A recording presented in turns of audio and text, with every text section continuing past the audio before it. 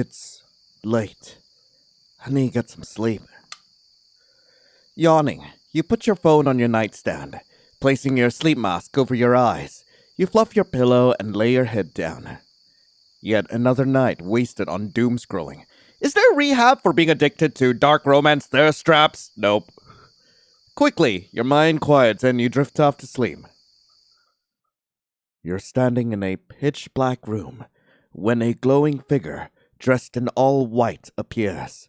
You can't make out their face. You need to make a choice. A choice?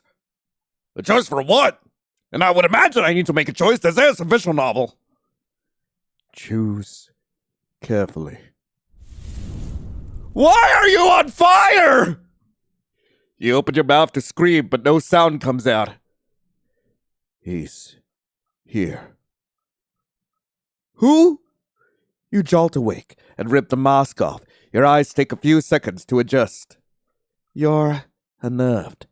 That dream felt so real. It's like I can still smell the smoke. Are you sure? Wait. You leap out a bit. Smoke is billowing in from the open window. Running over to look outside, your heart hammers in your chest. Your magnolia tree is on fire. You race to your bedside table, stubbing your toe in the process. Shouting expletives, you grab your phone and dial emergency services. 911, what's the location of your emergency? Breathlessly, you give the operator your address and explain there's a fire in front of your house. Okay, we will send someone from the fire department right away. May I ask what your name is? My name is Lion. Thank you. Try to remain calm for me, okay, Lion? Someone will be there soon. Please, stay on the line until they arrive and don't go near the fire under any circumstances. A few minutes pass when you finally see flashing lights shining through the branches of your trees. Your driveway is a long and winding one, so it takes another minute for the fire truck to come into view. The firefighters pull up near the tree and hop out of the truck, running to the hose on the side. Bringing it around, they douse the flames in water. After a few minutes, the fire is extinguished, and one of the firemen approaches you. Sorry, Lion. Your tree is a goner. You were lucky you realized what was happening when you did. It could have been a lot worse. Yeah, someone must have been looking out for me. Jesus, I was afraid that this was going to turn into a repeat of, well, you know. Thank God it didn't. Seems the universe was on your side tonight. I don't suspect any foul play here. Someone probably used your driveway to turn around and flick a cigarette butt out a window. It's so dry this time of year. Littering and almost burning my house to the ground. What a peach. Could have lost everything because of some jackass. Yeah, people don't think. This must have shaken you up after everything you've been through. Don't hesitate to call if you need anything, okay? Yes, I will. Thank you for everything, Fred. Of course. Just try your best to relax. You're safe. See you later. Bye, guys. Thanks again. Look at the charred remains of your tree. Your heart aches a little. Your ex-boyfriend, Alex, might have planted it, but it sprouted the most beautiful flowers in the spring. You will have to plant another one. Walking back inside, you close the door, leaning your back against it. The adrenaline from the situation is wearing off, and your legs feel weak. You slide down the floor and start to cry. Even though the fire could have been much worse, that doesn't change that it was a horrifying sight to see. Ever since that night, being around fire sets your entire nervous system into overdrive. After a few minutes of collecting yourself, you stand up, wiping the tears away. You feel a little better, but still shaky. You put on a pot of coffee. You're not going to be able to fall asleep after everything that happened. You've got a long night ahead of you. Grabbing your mug, you settle onto your couch, needing to just not think for a while. You turn on your comfort show for some background noise. Jumping, you whip your head around to look at the door. Checking the time on your phone, you see it's 2 a.m. Who could that possibly be? Maybe, well, the fireman. Looking through the peephole, You see that you're kind of right. There is a fireman at your door, but not one of the ones that were at your house earlier. You don't want to let any more of the smoke smell inside through the cracked door, so you step out onto the porch. Hey, Virgil. What brings you here? Everything okay? I heard over the scanner that there was a fire in your yard. I'm here to ask you if everything's okay. Yeah, I'm just a little spooked, I guess. Not how I saw my night going. It's very kind of you to check on me. He smiles widely and looks at the mug still in your hand. I brought you some coffee since I figured you would still be up. But looks like you've got that covered. Great minds think alike, I guess. You can sense that he wants to be invited inside. You're still frazzled, but he did come all the way down here to check on you. It might be nice to have some company. Would you like to come in? I could honestly use a distraction. Plus, I made cookies earlier that are just begging to be shared. There's nothing I would like more, Lion. Thank you. He walks past you and into your living room, looking around with what seems like great interest. You sit on the couch and pat the cushion next to you. Please, take a seat and help yourself. Hope you like them. They're, your favorite type of cookies? How'd you know I was going to say that? Didn't you know I'm a psychic? Seems you still have a lot to learn about me. Your eyebrows furrow as you open your mouth to respond. You're cut off by Virgil's laugh. Sorry. Just messing with you. It was just a lucky guess. Should have seen your face, though. It was so cute. Did he just call me cute? What's that about? He sits down next to you and grabs a cookie, taking a large bite. He closes his eyes as he chews. These are delicious. The best I've ever had. Thanks. It's my grandma's recipe. You start munching on one as well, trying to think of something to say. The air is thick with the knowledge of the shared experience between you both. 1 year ago. He doesn't feel a spark anymore. Pfft. So he's just going to throw all these years together down the drain? Well, fuck you, Alex! You're stomping down the sidewalk, trying to calm down. Walking always helps clear your head, but a newly broken heart makes it feel pretty foggy. Suddenly, you spot smoke in the sky. You run down the road and see a house engulfed in flames. The car is in the driveway, but no one is outside. What if they need help? You sprint up to the front door. Locked. Fuck! Hey! Can you hear me? Your house is on fire! Oh. Well, there he is! Looking at the window, you see a man unconscious on the ground. Holy shit, oh my god, fuck! Getting your phone out of your pocket, you dial 911. The fire has almost reached him. You're running out of time. He's running out of time. Your hands are shaking so badly, you drop your phone to the ground, smashing the screen. You don't know if the call is still connected. Help! There's a fire here on Wright Street! Someone's unconscious! He's going to die! Hurry! You search for something to break the window on the door with and spot a large rock on his flower bed. Reaching through the pane, you feel around for the door lock. The jagged glass shards are slicing your arms to ribbons, but you can't give up. Come on! There! Throwing the door open, you see the fire has reached the man. His shirt is ablaze, and the skin you can see is already bright red and blistering. You've never run so fast in your life, ripping your jacket off as you go. You leap on top of him, trying to snuff out the flame and roll you both away at the same time. The heat is unbearable. You need to get the both of you out of there and fast. Grabbing his legs, you start desperately dragging the man towards the door. The fire creeping closer as every second ticks by. Your muscles scream in protest, and the strain causes your wounds to bleed more. Your entire arm is covered in blood, and it's dripping to the floor, creating a trail behind you. The dense smoke causes you to be unsure if you're even going the right way. Your chest is burning so badly from the lack of oxygen that it almost feels like you swallowed the fire itself. Your legs give out, and you crash to the ground, eye stinging, and each breath feeling like 1,000 knives have embedded themselves inside your lungs. You're going to die here. God, please, help us. Your vision starts to blur and ripple. Everything sounds muffled and far away, like your head is underwater. Suddenly, you're lifted off the ground. I must be dead. I am ascending! Lion? Lion! Can you hear me? Our Father, who art in heaven, hallowed be thy name. You're safe now. You're going to be okay. Just hold on. Thy kingdom come. Thy will be done. The world goes black. You were in the hospital for a few days.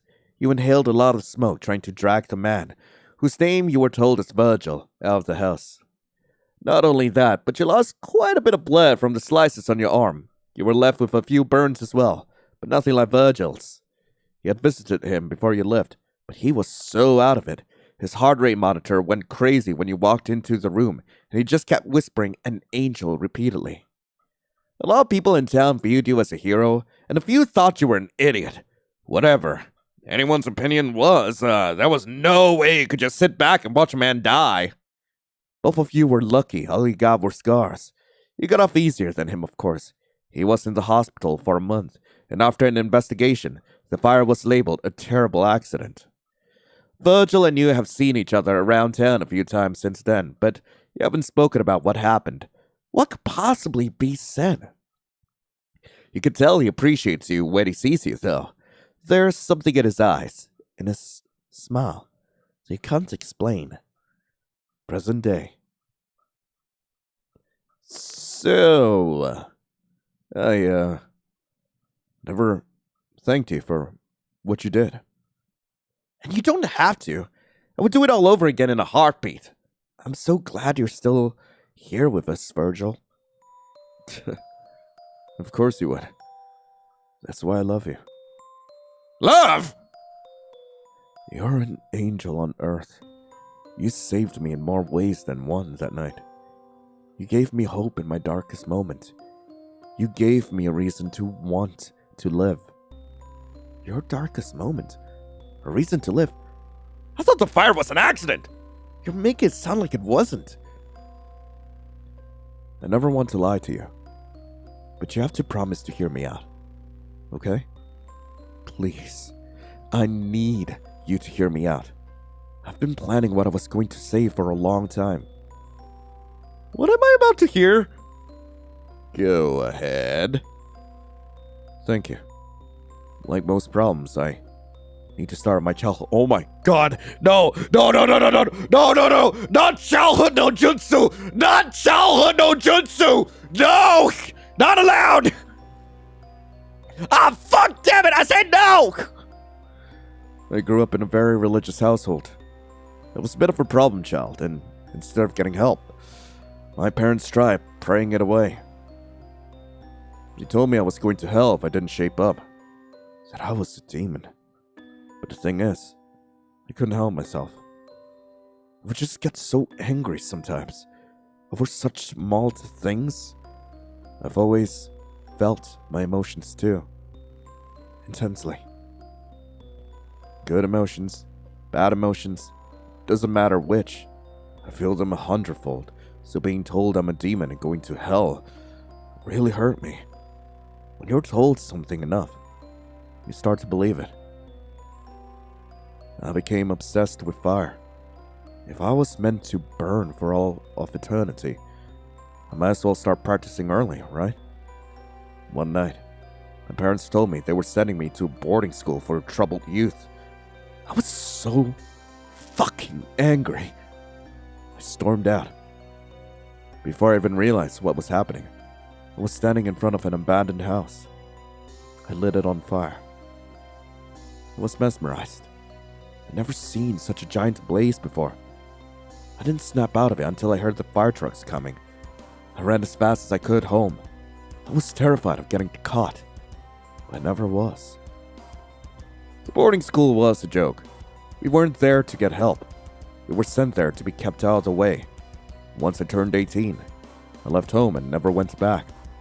I moved across the country to start a new life. Didn't have a plan.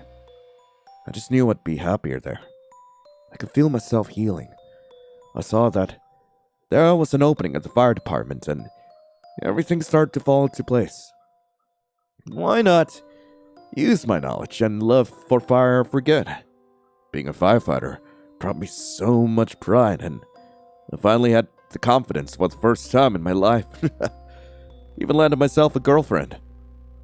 But love became my downfall. We were together for 2 years when I found out she was cheating on me for our entire relationship. God, I swear, I actually felt my heart fucking shatter. I wasn't even angry at her. I was angry at myself. Angry that I was ever stupid enough to believe that I deserved happiness. Of course this happened. Who did I think I was? The hero that wins the girl in the end? I realized my parents were right all along. There was no redemption for me. I couldn't stand feeling like that. It felt as though even my best self wasn't worthy of loving or accepting. Virgil pauses to clear his throat and take a sip of his coffee. I could see where this is going. I'm sure he could see where this was going. I never felt so anguished and I just wanted it to stop. The only way I could think to was to end it all. But the problem was, how should I do it? I thought of so many ways and then it hit me. It's the perfect way to go. Going out in a hell of my own creation. Maybe this was a desperate attempt at one last good deed, but I didn't want her to know my death was caused by her actions, so I set it up to look like an accidental fire. How? Doesn't matter. Point is, I know enough about fire to make it look like an accident, or else we wouldn't be sitting here talking right now. After I figured my plan out, I got absolutely wasted. The worst part, there was a sense of peace. Not only was all this pain and suffering almost over, but it kind of felt like I was going home. I prayed for the first time in years and set my plan into action. The fire spread so quickly. At the time, I thought it was the most beautiful thing I'd ever seen. I must have passed out because when I woke up for a second, I truly did see the most beautiful thing I've ever seen. You were backlit by the flames and you looked so angelic. Everything was so muddled.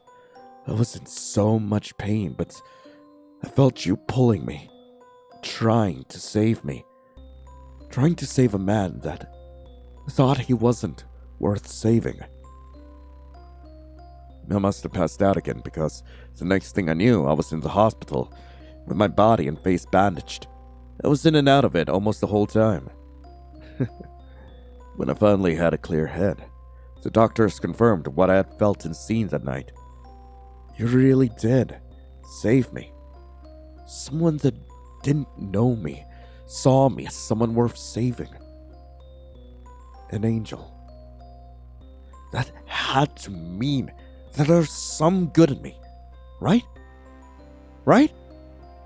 God, I was so thankful I had set the fire up to look like an accident because now I was free to protect you, like you protected me.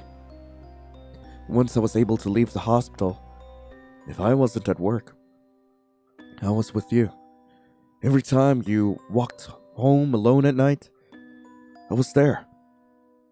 Every time someone made you feel uncomfortable at the bar, I was there too. Good thing I was, because one night, a man you rejected tried to follow you home. He had a knife in his hand. Couldn't believe the audacity of that piece of fucking garbage. Trying to hurt my angel. Absolutely not. I quietly followed behind it. My first chance. I put him in a chokehold. Dragged him behind the abandoned pharmacy. Holy shit, did he kill someone? I didn't kill him. How could I be worthy of an angel if I did? But I did beat him within an inch of his life. While he was lying there bleeding, he used his phone to call 911. He was in a coma for a few weeks from what I heard. And he's blind now. I ruptured both his eyes and he's lucky that's all that happened. He doesn't deserve to see you, and now he can't attempt to hurt anyone ever again. And he never told anyone it was you. Even if he did see me before I blinded him, what could he say? That he was attacked because he was going to harm someone? How do you keep knowing what I'm thinking? Oh, my love. I can read you like my favorite book. There's nothing in this universe that I know better than I know you. Not even fire. I can't even speak. This is insane. He's insane. I'm telling you all this, not because I want praise or your sympathy, but because I need you to know that you will be safe with me. Always. I will never let anything or anyone hurt you. It feels so amazing finally telling you this. I've waited a long time. There were a few times I almost told you when we would run into each other, but they weren't the right moment. But now is. Do you know what today is? Clearing your throat, your words start out as a whisper. It's the anniversary of the fire. It totally slipped my mind. Yes. And what better day is there to tell you my story and my feelings than the day you gave me the purpose to live again? Does this mean he planned all of this? So, my tree. Oh, yeah. That was me. Listen, fire brought us together once, so seemed fitting for it to again. Plus, the tree had to go. I know Alex planted it. Fuck him. And fuck that tree. I'll plant you a whole forest if you ask me to. How did you know Alex planted that tree? We didn't even know each other prior to that. You posted it on your blog 3 years ago, silly. Good job not having it linked to your other websites, by the way. You never know who might find it. The hairs on your arms rise. Virgil must have noticed because he jumps to his feet and grabs the blanket draped on the back of one of your chairs. He places it around your shoulders gently and sits back down. He takes your hand, his thumb drawing little circles on your back. Now that I've told you all this, I have one question to ask you. Will you be mine? You know you should say no and call the police. There's no telling what the man sitting next to you will do, but there's a part of you that wants to say yes. No! Don't you consume this type of media? The obsession, the devotion, the jealousy, all things that you love to fantasize about. Doesn't the thought of someone willing to burn the world to ashes for you make you feel loved? This could be your chance. no! I'm sorry, Virgil, but this is too much. I don't feel the same way about you. Your actions have been unacceptable, and You're really freaking me out. Virgil? you wave your hand in front of his face. It's almost like he's in a trance. Okay, I grabbed the lamp and I hit him. I hit him again.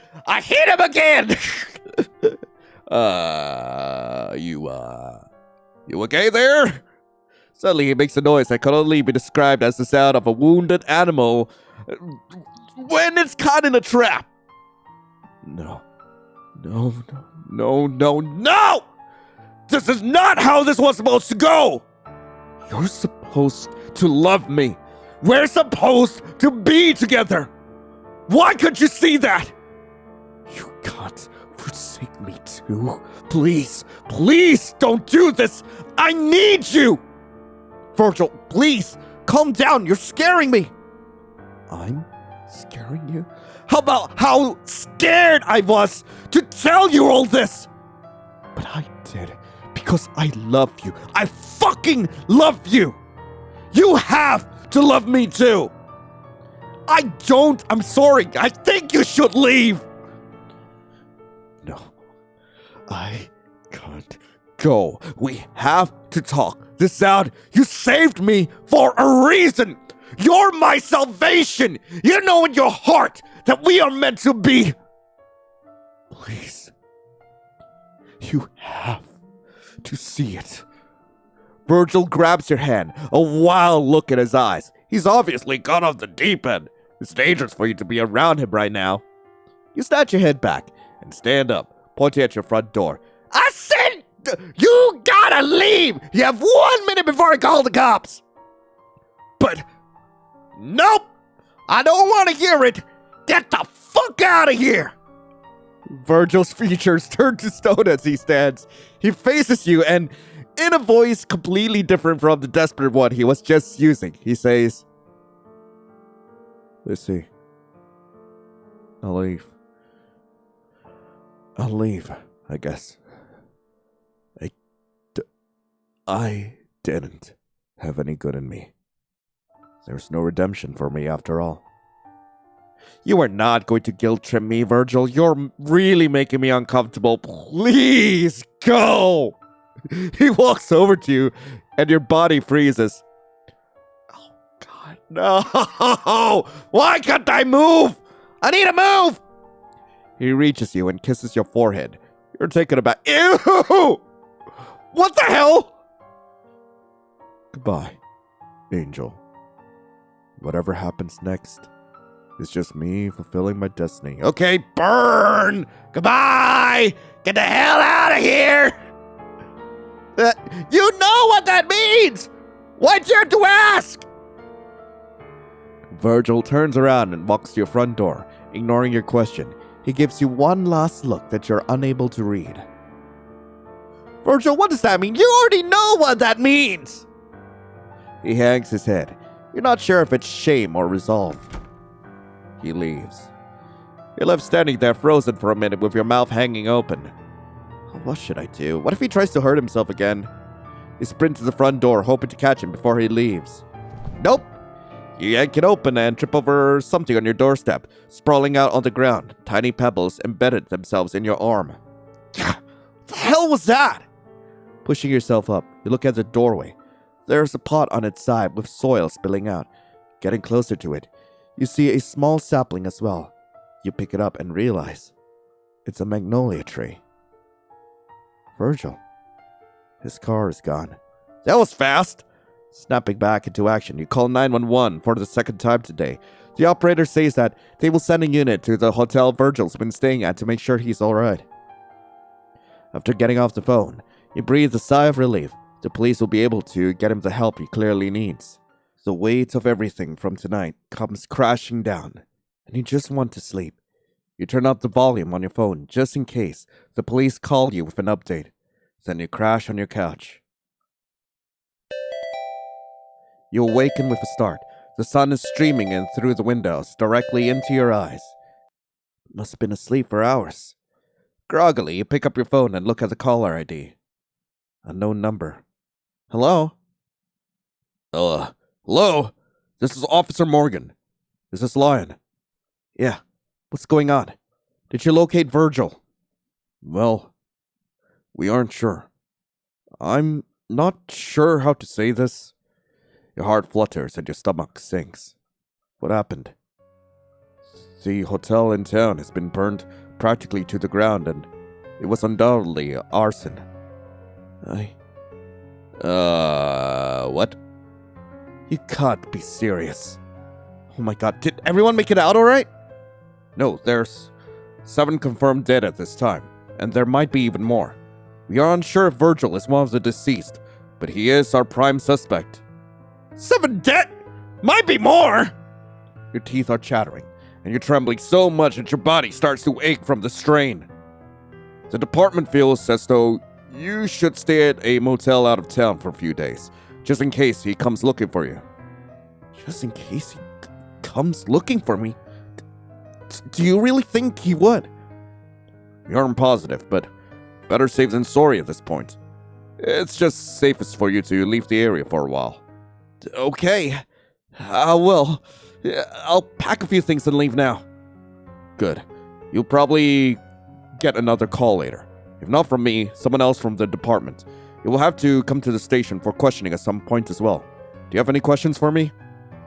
No, I don't. If you do, don't hesitate to reach out. Stay safe. Yes, you too, Officer Morgan. Your mind is swirling, and your stomach is threatening to lose everything you've ate this past day. Is this my fault? Oh, hell no, he's just insane. You can't think about that right now. You need to gather your essentials together and get somewhere safe. After shoving your belongings in a bag, you decide to leave your car and take the bus to a motel 3 towns over. Checking in, you may get to your room and curl up on the bed in a fetal position. Why is all this happening? Did I put this into the universe with the content I consume? It was just fun to pretend I never wanted this. Tears start pouring out of your eyes. Tears for the dead. Tears for yourself. Even tears for Virgil. You cry for quite some time, but eventually calm down some. You decide to turn on the news to see if there's been some updates to the case. On the screen is a video of the hotel, smoke still billowing from the wreckage. There's people standing behind the caution tape, clinging to each other, sobbing. The latest death toll is up to 11 people, and that number could still climb higher. The police have said that they have a person of interest in this case, but have refused to elaborate any further at this time. In other news, using pine cones as a cosmetic, Channel 39 here with the latest beauty. You turn the TV off, trying to process what you heard. 11 people. Your mind is swirling, and after a while, you can't take it anymore. You need to get out and do something. When you were pulling into the motel parking lot, you saw that there was a convenience store up the road a little, so you head there. Looking up and down the shelves, you make it to the cooler section. Your favorite beer is on sale, so you decide to say screw it and drink your worries away, at least for tonight. Grabbing a sandwich and some chips to go with it, you get cashed out and head back to the motel room. Sitting cross-legged on the bed, you open the first can and take a big gulp. Delicious. Turning on some dumb kid show, you hunker down and eat your food. Also delicious. You plan on getting wasted, so you consider closing your curtains now so you don't forget, but the sun streaming into your room is lifting your mood too much right now. Pulling out your phone, you set a reminder message for later on to close them and turn off the lights, just in case. As the day goes on and the beer becomes less, you feel more and more carefree. It's such a nice change. Man, maybe I should do this more often. Day turns into night as you become completely obliterated. You're going to wake up feeling this tomorrow, but that's a problem for future you. It's hard for you to even function at this point. You wanted to forget your troubles for the day, and you've definitely achieved that. Maybe I shouldn't have drunk ever again. Oops. I'm so sleepy. The bed is too comfortable, and the blanket is too cozy. You can't stay awake any longer, and you fall into a drunken stupor. Ah, fuck! You dream of being chased by a demon. No matter where you go, he's right behind you, and right outside your window. Watching. Waiting. Ah, god damn it! Reminder message. Close the curtains. The demon chases you into a burning building. There's no escape. You whimper and toss and turn in your sleep. Reminder message. Close the curtains. Well, fuck me! Thank you! I initially played this because, I thought it was really funny to actually have a Yandere Firefighter. But thinking about it again, is this just a really dumb Dante's Inferno joke? Is this a dumb Dante's Inferno joke? Because I swear to God, I accept this love. Virgil's eyes start sparkling so brightly, they practically become their own light source. You will? You truly mean it? Yes, I mean it. Don't get me wrong. A lot of what you said was concerning, but I can tell you have a good heart. And ever since the fire, I can't deny that there is this connection between us. And to be honest, I always thought that you were super cute. Plus, I'm kind of into the whole obsession thing, so, to hell with it. Let's give it a shot. He pulls you into his arms and kisses your forehead. You have to admit that he smells fantastic, but the way he's holding you makes you feel so safe. This all went better than I could have ever dreamed.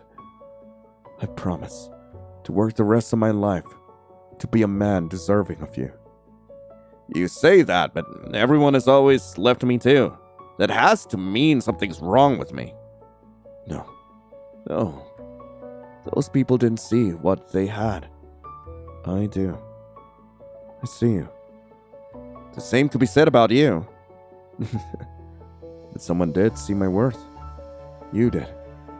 Not only did you save my life, but now you're going to make it perfect just by having you by my side. You give me a purpose. You're my salvation, Angel.